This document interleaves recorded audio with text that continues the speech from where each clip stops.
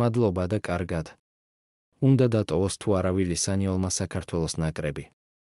ოქტომბრის სანაკრებო პაუზა საქართველოს ნაკრებისთვის ტრადიციულად მძიმე გამოდგა. ჩვენი გუნდი ესპანეთთან უსახური მარცხის შემდეგ თურქეთთან ანგარიშით 4-1 დამარცხა. თეორიული შანსი არსებობს, თუმცა რეალურად რომ ვიმსჯელოთ, ჩვენთვის 2026 წლის მსოფლიო ჩემპიონატზე ოცნება დასრულდა.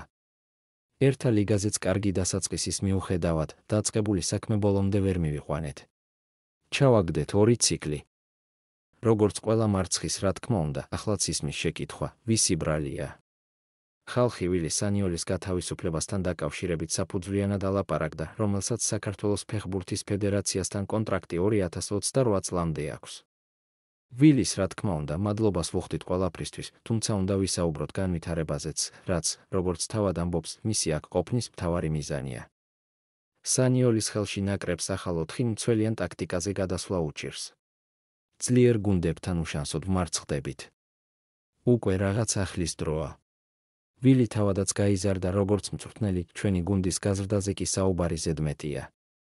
ყველაზე კარგი ვარიანტი ამ ციკლის დასრულება და სანიოლთან ნოემბერში გამომშვიდობება იქნება. 2026 წლიდან კი ახალ მწვრთნელთან ერთად ახალ მიზნებზე მუშაობის დაწყება გვჭირდება. მადლობა ვილის სანიოლს ყველაფრისთვის, მან საქართველოს ნაკრების გუნდად ქცევაში მართლაც ლომის წვლილი შეიტანა. თამამად უნდა ითქვას, რომ ის ჯვაროსნების ისტორიაში ყველა დროის საუკეთესო მწვრთნელია. ასევე ის დაჯილდოვებულია თბილისის საპატიო მოქალაქის ტიტულით. მოკლედ ვილი საქართველოს ისტორიაში სამუდამოდ კარგი სახელით ეწერება და სანამ გვიან არ არის სჯობს, ჩვენი გზები გაიყოს. კიდევ ერთხელ მადლობა ვილის სანიოლს ყველაფრისთვის, მაგრამ დროა.